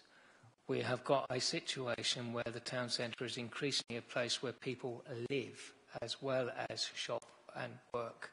And at bottom line, there must be reference to residents in this document. I'd argue that that's actually what the top line says now, that it says putting people first. Line 1 on page 1. I don't think that anyone reading that would draw that conclusion. Well, that's the nature of a strategic document, isn't it? You know, your overarching objective is putting people first. Therefore, that must be implicit in every action you list underneath. Otherwise, there's no point in putting it at the top. Just put it on every single line and be done with. But that means you wouldn't put businesses in either, or anyone else, because that would be implicit too, surely. I really do feel at the very least you need to put residents in this document. All right, we'll come through that. Is there anybody? Yes, sorry, Mr. Councillor Willoughby. Yeah, I would actually just like to agree with yourself. I do think we're getting a bit over-wordy with this document. And I think, you know, not to add confusion, but the Chairman's right. Vision statement's normally a very simple document. not overly complicated with the nitty-gritty information actually in it. So, but that's just let my view be known. Thank you, Councillor. Is that Councillor Mrs Gooch indicating? Thank you, Chairman. Actually, the reason I've got a slight problem with this document is that I cannot recall exactly what is in the documents that we're saying we're going to deliver. So therefore, I'm finding it difficult to drill down to how things are going to be measured by, because I can't remember, I haven't cast to memory what's in each of these strategic documents. So therefore, I've got a problem with progressing with it, and I'm sorry to be a pain, and I know I'm only subbing on this committee, but if you want me to contribute, I'm putting my hand up and saying, you must be joking, because I don't remember what we've got in, for example, the Destination Management Plan, but I still feel, I agree, that we're getting a bit too wordy here, and we could be here all night if we're not careful. Right, to move things forward by way of an experiment, because we could add to this page and then just spend hours arguing about the argument. I think we're going to test what we've got on the screen and see if we can develop the consensus of which bits we agree on so far. And picking up the point that Councillor Mrs Gooch has just made, can I suggest that we forget the KPI bit for now? Because I still believe that, of course, we're not the final authority on this, P&R are. Once we've got the strategic plan agreed, then we can pick the appropriate KPIs to support it. And maybe we should even make that recommendation to P&R and the other committees that they may all want to adopt that same approach. So, from the top then, I think we did agree that the mission should be the very top, put people first, top line, so that's agreed. Then the vision, we've got a suggestion to alter the wording. We can do this in a very binary way and say, leave it as is or adopt the change. So let's just sample that. Those in favour of adopting the change as suggested on the screen. 1, 2, 3, 4. Those in favour of leaving it how it was. For the purposes of the recommendation, it remains as it was. Right, let's move to the next piece.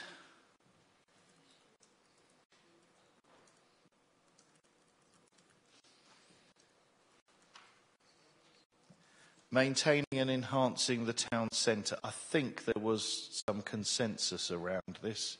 So all agreed that that can be the base of the... Yeah? Now we had a debate point. Planning for sufficient homes to meet our borough's needs, or a home for everyone. Can we just change that to planning and delivery of sufficient homes, please? I do get the reason for saying that, but we, in most instances, don't deliver them. We are delivering a local... Planning for the delivery of sufficient homes. Yes? Yeah? Okay. Planning for the delivery. Yes. So then we came to this officer contentious issue. Yeah, yes, I think that was... I'm not intending to record all these lines individually as votes. We will vote on the entire recommendation formally at the end. Yeah? So our values piece, I'm suggesting that's removed. So those in favour of removing it? I was going to suggest it goes further back in the document, but not on the front page. 3. Okay. I don't like it where it is, so... 3 options and a binary vote.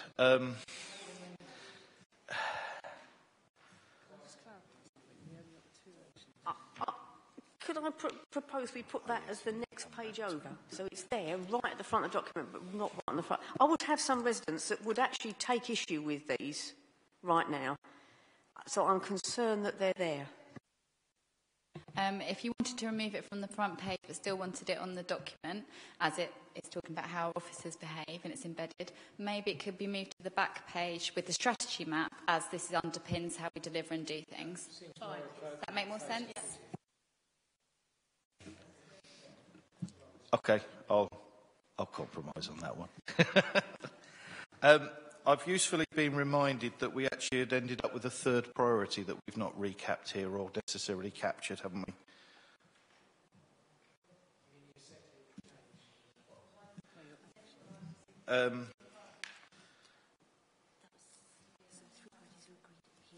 Yes. So we're supporting the three, just so that we capture it, we're supporting the three priorities on that priority line. That's probably dealt with page one. Let's...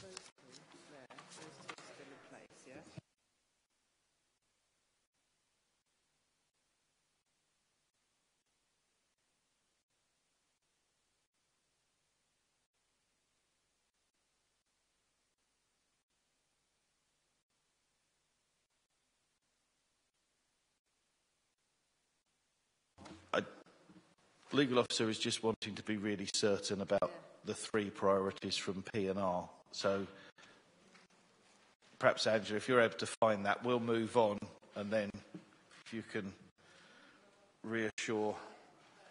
God, okay, please read that then.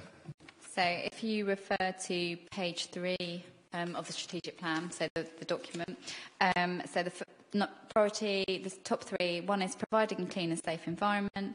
The second is the one on the town centre that's just been reworded, and the last is the sufficient homes. So that's your three that have been identified as they're our focus of 2017-18, and you wanted those highlighted in some way to show that they are the top priorities next year. Okay, I am confused now then, because I thought we were talking about a third priority where it says our priorities, but what you're actually saying is the actions are now reduced to three. I believe it's about identifying which of the actions are priority for 2017-18. So the others will carry on, there'll be actions, things will happen, but those 3 out of the 8 are the ones we're particularly focused on for 2017-18. Okay, I'm really losing the will with this. Designing documents by committee is just a ridiculous process. But when we've got a section that says our priorities, what you're actually saying is, and then we've got our other priorities. This was one of the things that, the way this document is with priorities and action areas is how it was set out in 2015, and it was an issue we discussed at the time, and we had a lot of discussion about what we called the box entitled action, because they're the 8 things we are doing. So to put it really simply, those are the things we're doing. Out of those 8 things, we particularly want to focus on the housing, regenerating the town centre, and the clean and green. They're the three areas we're really focusing on for 2017-18. That's what Policy and Resources agreed. So it's highlighting those and making sure that's clear. Does that make sense?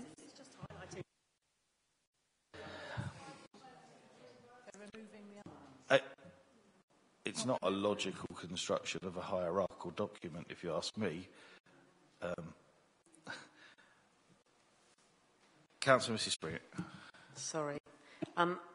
Councillor Gooch and I are having a little mini conflab over here.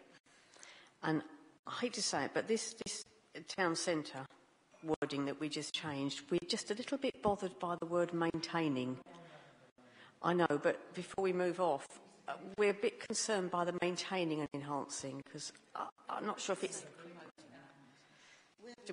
Did we not do that? I thought we'd just done that one. And the little 3 boxes. There's not a final decision made, but very quickly, what are you suggesting the change should be? Promoting. Is it? Okay. Just maintaining didn't have the feeling of going forward. Yeah, it just didn't. Okay, it just didn't sit right in this corner, but we'll leave it.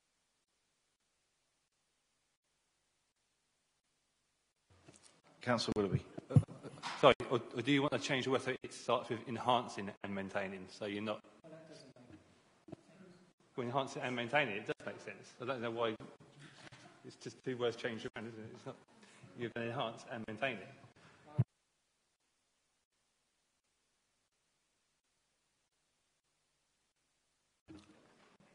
Right, it's all as clear as mud. Councillor Garton, do you want to add something at this stage? Yeah, but getting back to the action things, if I understood Officer Woodhouse correctly, those 3 action points are the ones for the current year. I think this is, I don't know whether we can still, as this committee, take a step forward or whether that has already been decided by Policy and Resources, but the transport infrastructure and the borough's transport infrastructure, I think that is a very important point, especially looking at the interim report of the inspector and the transport and infrastructure problems this borough is facing, and it will increase. So if we're kicking that into the long grass till next year or the year after, I think that we're doing the borough a great disservice with that. So while I do agree that those 3 points raised are important points, they should not be the only ones for this year. So the question to ourselves then is whether we support the P&R directive to prioritise some of the actions. Is that the distillation of this? Well, I would say that if you're changing that, I'm not sure whether we're still on a refresh. We're probably on a rewrite.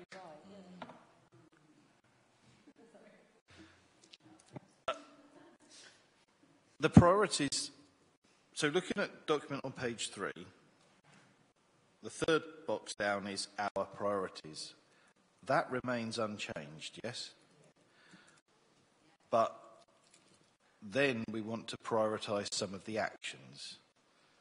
Well, all P&R have asked that 3 of those actions are prioritised. So I'm just suggesting that we might say to P&R, really, should we be prioritising those actions over and above the other actions? That, I think, is trying to capture what Councillor Garton was saying. They've got the final say on it, so if they're wedded to it, they're wedded to it, but there's no reason why we couldn't suggest not prioritising any of the actions over others. I'd be totally opposed to revisiting that at this point. I'm going to put that to a quick snap vote then, okay? We leave the actions, we support the actions being unprioritised, yes or no? Those in favour of not supporting the prioritisation? Yes, so all of those, 8 actions carry equal weight currently. So I personally would prefer to leave it like that. Those who would actually like to support the change that P&R are suggesting, please indicate.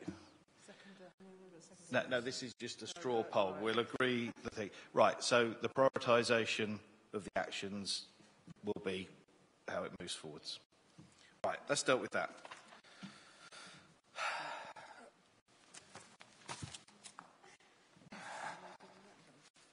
Where have we got to now? Regenerating the town section now then.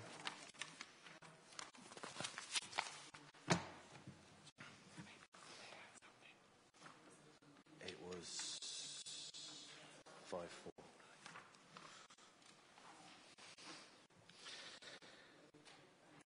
So, Bakestone, historic. We haven't agreed whether we agree these changes yet, so let's just see whether we can... I try and be helpful.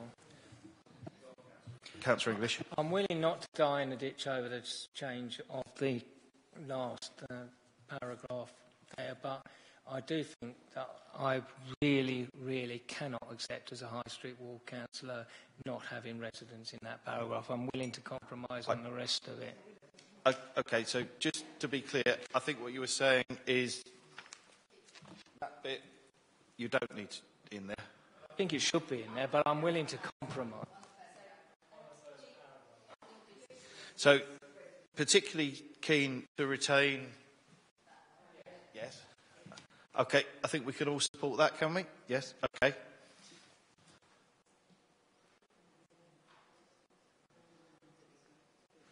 I personally don't think you need the next set of words. Right? My only problem with that is, in terms of the town centre managed development plan, from memory, I know I am doing this from memory, like Councillor Gooch, it was a bit narrow in terms of, it didn't say very much about the council's direct regeneration role. So I don't know, perhaps there is a shorter and more succinct way of dealing with that. Well, I think what that's meaning is we need to revisit that document, because otherwise we're going to have in the scenario of which document overrules which one in detail. You see what I mean, because it does talk about a lot of what we do in partnership. It doesn't actually say anything at all about what the council could do itself, and that was why we put the additional wording in. But it's the subservient policy that needs to be beefed up. Okay, how do we address that, Mr. Chairman? Any member can request any item on any agenda relevant to the committee, can't it? Okay, well, I think that's what I'm doing now then. I'll take that out and request that comes to the committee for further... If you would drop the clerk an email then requesting that, and then we'll get that into the work programme. So I think what we're saying is we've added residents and then we leave out that block of red amendment. Provided the report comes... I just... No, it's not conditional, it's a separate matter. I just think we've asked for replacement of a line and a half or a line and a half, and I think that our line and a half is much better than, quite honestly, the blandness of the second line and a half.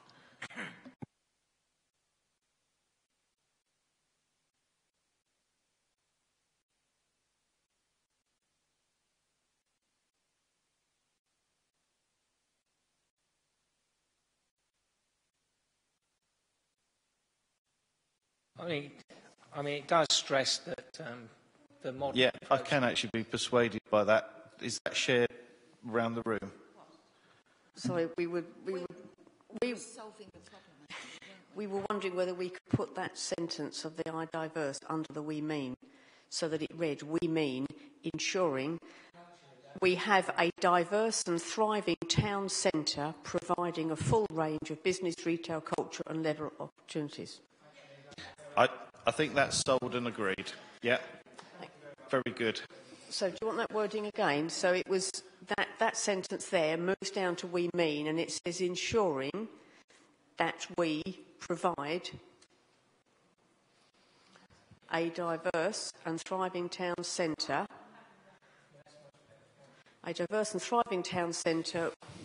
with a full range of business, retail, cultural and leisure opportunities with investment support them. So it's there, but it's not cluttering up the top one.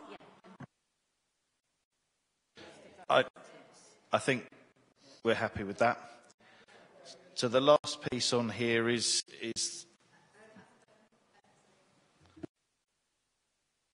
So are you deleting the last sentence, just for clarity, on the first paragraph as well? I think we were. Yes. No, you won me over on that. The other set of words says the same thing, maybe slightly nicer. Yes. Okay, so that just leads us to the we will, and I don't think we need that extra bullet point because the town centre development plan is that vision. The only thing I say is, as Councillor Gooch said earlier, I can't remember what's in the destination management plan. When people are reading this, that just gives them a little bit of a clue as to what it's saying. Whereas if you just have the deliver, I think you might as well not bother having it there But at all. supposing the town centre development plan doesn't quite say it like that, then you've got conflict of the documents. So what you need to do is to alter that other document. You can't overrule it in detail here. That's the wrong approach. Well, So, I was just saying that if we're talking about amending that document, is it appropriate to deliver an updated town centre management plan, be an appropriate way of addressing that? I think that's the way to do that. But it's not going to be updated. Well, it will be if we put it in the strategic plan to do so.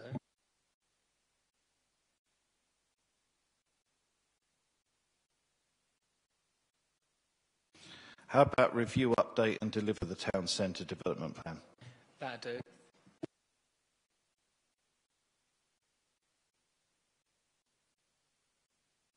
Okay. Update and deliver. Review, update and deliver.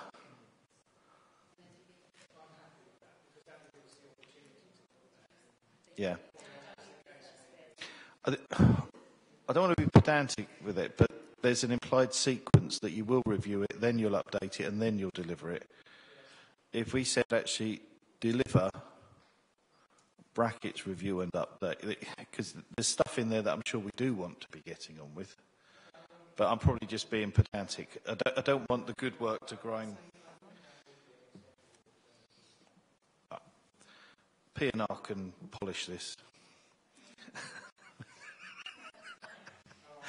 How many sections have we got? About 3. So how many will they have? Right. We'll take that one as done then. I'm just going to check and see if Councillor Mrs Springer is indicating. So, yes, if you've got another suggestion, please fire. If we're going on to securing improvements to the transport infrastructure, we have no issue with the first paragraph. We'd like the word sustainable included before transport network, a sustainable transport network that meets the needs. And again, we will. We just felt that maybe there should be a second bullet point of we will continue to seek opportunities to promote and develop walking, cycling and increased use of public transport, and adding modal shift under the measurements. Sorry. We will continue to seek opportunities to promote and develop walking. Right. I think we've said that the measurements we would leave for another that's day. fine. That's absolutely fine. So in the we will deliver an integrated transport strategy. Develop walking, cycling and increased use of public transport. Why don't we just, for uniformity, so if we deliver an integrated transport strategy, I think the cycling and walking strategy are separate documents now. Just have deliver our cycling strategy, delivering our walking strategy underneath it. Sorry, say that again. So I think we've got them as separate documents now, haven't we? We've got the ITS and then the cycling strategy separate. So if we're saying deliver an ITS, the next bullet point could be deliver the cycling strategy. The next one could be cycling and walking strategy. Yes. Yeah, happy with that. All right. Clarification? They're going to put me, which is in a different way. Oh, sorry. So I don't think that's quite... Yeah. Yeah. So ITS, and then the second one is walking and cycling. Yeah. Good. We're there.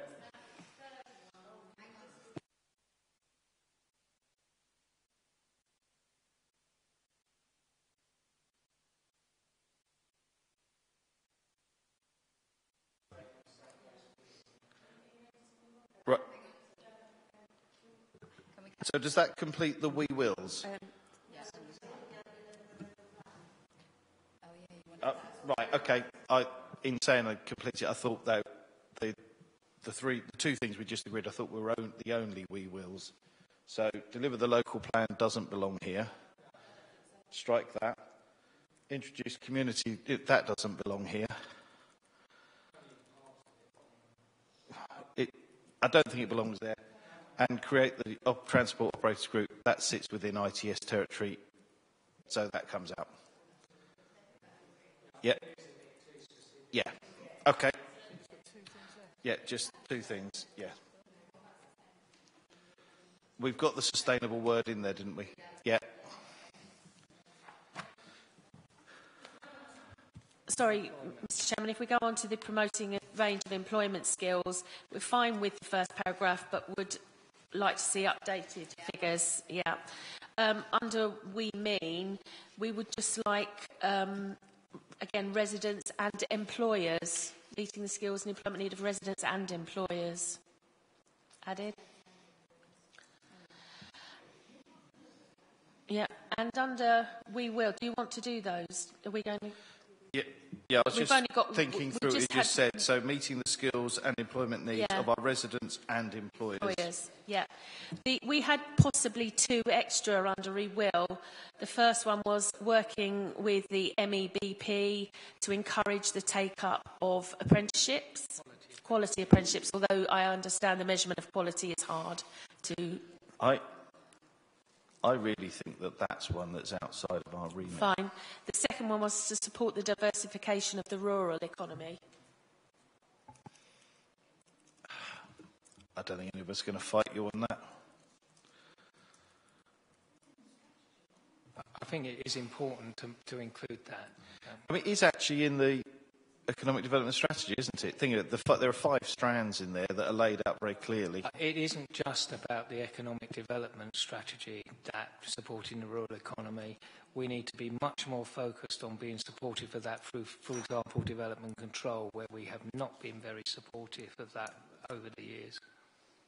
It's not just the economic development strategy. It's other things too, which is why we want it mentioned specifically.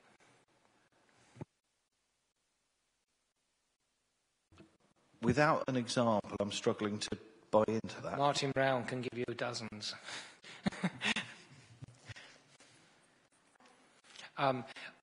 But we have a local plan Yes. with spatial policies in it, and you can't then put something in here that says, well, ignore that when we want to give this more emphasis. I'm not saying ignore it, Mr. Chairman. I'm saying that it is in a borough of mixed urban-rural areas like Maidstone, a specific reference to supporting the rural diversification of the rural economy at a time when that economy is under great strain is surely something this council should be supporting. Is it under great strain? Yes. All right, I'll discuss that one with you another time. But the point is, we've got an economic development strategy that already says that. So for the consistency of the way we're approaching this document, if that is one of our 5 strands of economic development, I'm not buying into the need to give it even more emphasis here. I mean, if we're looking at a planning application that might affect a rural business, we're going to look at the economic development strategy to support it. We're not necessarily going to come back to this document because it won't have the detail. I do think that we need to, in a borough like Maidstone, say some support. Okay, we've had the debate. Let's have a straw vote then. I'm saying we don't need to say that. Clive's saying we do. Those in favour of leaving it out? So to be clear, leaving out the emphasis here on rural because it's contained in the economic development strategy. Right? So those in favour of leaving it out, I've got 1, myself 2, 3, 4. Those that want it in, 1, 2, 3. 3 abstentions, 2. Right, that's staying out then for now. P&R may take a different view.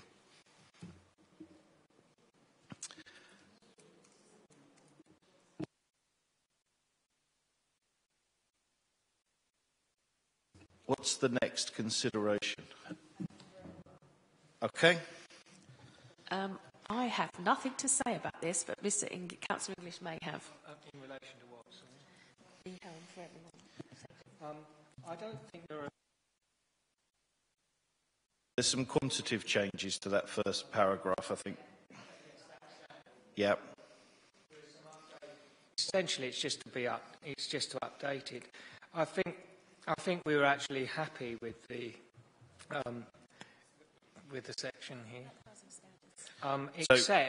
except in relation to one issue that has not been included here, which is consideration of whether we actually need, as an authority, to actually look at housing standards in terms of delivering decent homes.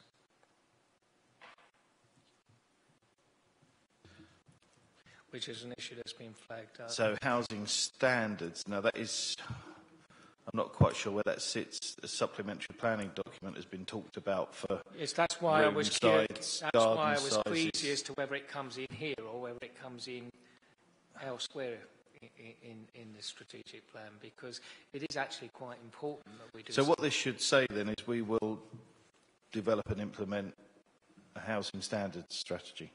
Yeah. Yeah? Yeah. Let's put that in then. And P&R. Sorry, Kat. Isn't that more communities, housing and environment? Or is it a planning? We're in overlap territory. So if we put that there and then P&R be the final arbitrator. Okay. We will develop and implement a housing standards strategy.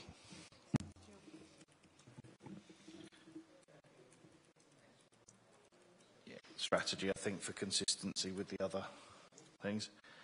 The other thing we wanted to mention was under character and heritage of our borough, which is a crossover. It's just in terms of... Take us to page... Sorry, 5 of the report, page 85 of the general document. Okay. It's just because it flags up the countryside offers high quality landscape biodiversity.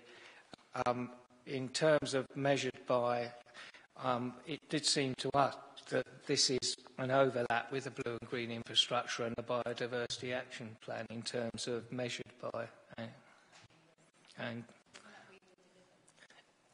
Yes. So I think that there is those two action plans follow on from a concern for high quality landscape and biodiversity, because those are the means of delivering it.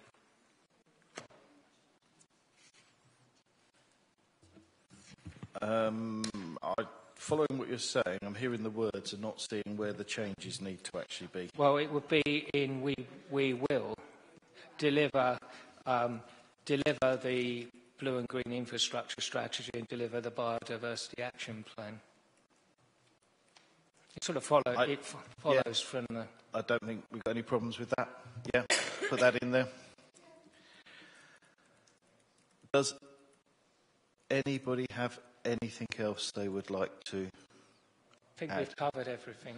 Right, give me a couple of seconds while I just flick through and make sure everything I had is covered.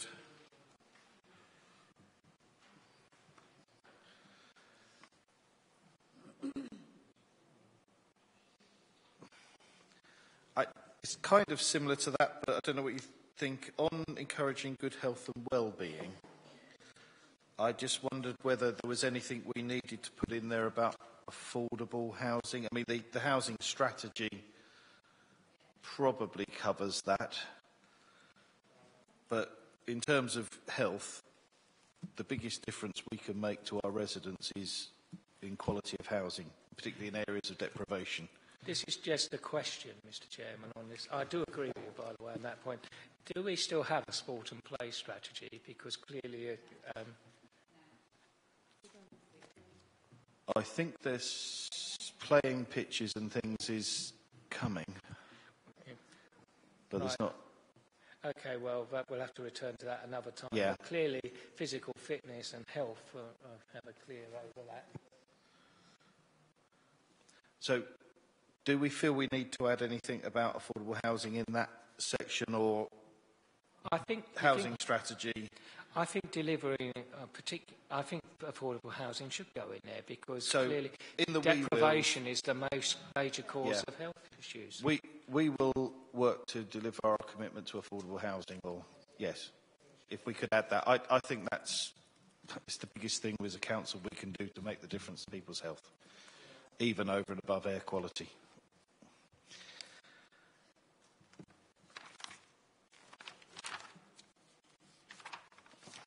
Right, I don't think I have anything further, so I believe that we've captured all of the things that we've talked about and where we've found agreement, and I think we probably just need to make one decision to formally move that. So, the recommendation was to review and recommend amendments to the draft plan, and then the other bit is about indicators. So if we take one and say strategic planning makes the following recommendations for amendment to the draft strategic plan as per that document that we've created there. Should we be saying pertinent to this committee? We don't need to limit it. I mean, we've made some recommendations. They do go to. So we've captured those words, I think. So I move that from the chair. Do I have a seconder? Councillor English was the fastest. Those in favour? And I believe that is unanimous. Then to wrap up, the other thing we were asked to look at was the indicators. And I think what we're suggesting is that we recommend to P&R that the indicators are considered once the plan is finalised. I move that from the chair. Councillor English again, I think was the fastest. Those in favour? Unanimous. I believe that concludes matters for this evening. Thank you, as always, for your patience, your contribution and your forbearing. And I pronounce the meeting closed. And I wish the very best of luck to the chairmen who've got to deal with the other sections, especially when it all comes together in P&R. Thank you.